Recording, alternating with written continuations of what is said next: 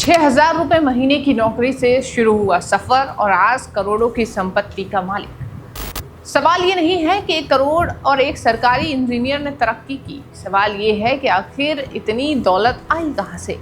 जब विजिलेंस की टीम ने दरवाजा खटखटाया तो एक एक करके ऐसे खुलासे सामने आए जिन्हें देख अधिकारियों के भी होश उड़ गए।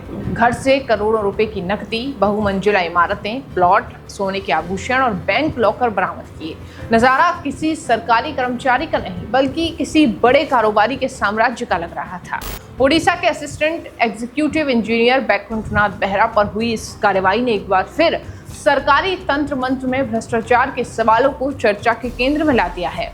लेकिन सबसे बड़ा सवाल यही है कि मैं 6,000 मासिक वेतन से शुरू हुआ ये सफर करोड़ों की संपत्ति तक आखिर कैसे पहुंच गया। जिस इंजीनियर की बात हो रही है ओडिशा के assistant executive engineer Baikunthanath Behera हैं। विजिलेंस विभाग की छापेमारी में उनके पास कथित तौर पर आय से अधिक संपत्ति का बड़ा खुलासा हुआ। जांच में सामने आया कि उनके नाम पर 5 बहुमंजिला इमारतें, 13 प्लॉट, सोने के आभूषण, बैंक लॉकरों में करोड़ों की संपत्ति और घर में बड़ी मात्रा में नकदी मौजूद थी। अधिकारियों के घर से 2 करोड़ रुपए से अधिक नकद मिलने की जानकारी भी सामने आई।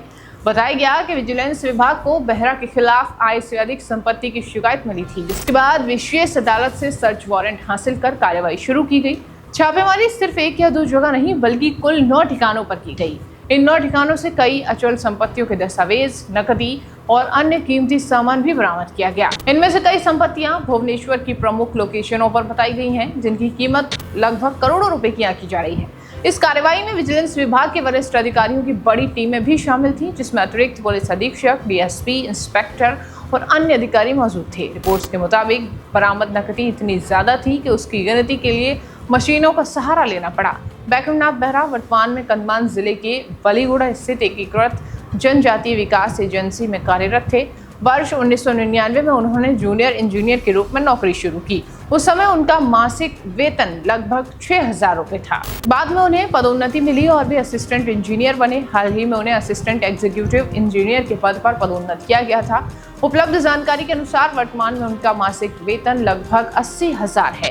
हालांकि विजिलेंस विभाग की जांच अभी जारी है और अंतिम निष्कर्ष पूरी तरह होने के बाद ही सामने आएंगे। इसके बाद कानूनी प्रक्रिया आगे बढ़ेगी। ये मामला एक बार फिर उन सवालों को सामने लाता है जो समय समय पर देश में भ्रष्टाचार के मामलों के बाद उठते रहे हैं। आखिर सरकारी पदों पर बैठे कुछ लोगों के पास आय से अधिक संपत्ति कैसे पहुंच जाती है और ऐसी स्थितियों को रोकने के लिए व्यवस्था कितनी प्रभावी है।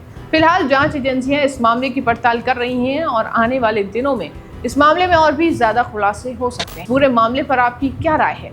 क्या ऐसे अधिकारियों पर ठोस कार्रवाई होनी चाहिए? अपनी राय हमें कमेंट बॉक्स में जरूर लिखें। देखते रहिए खबर एक्सपर्ट मेरे यानी निकिता के साथ। धन्यवाद।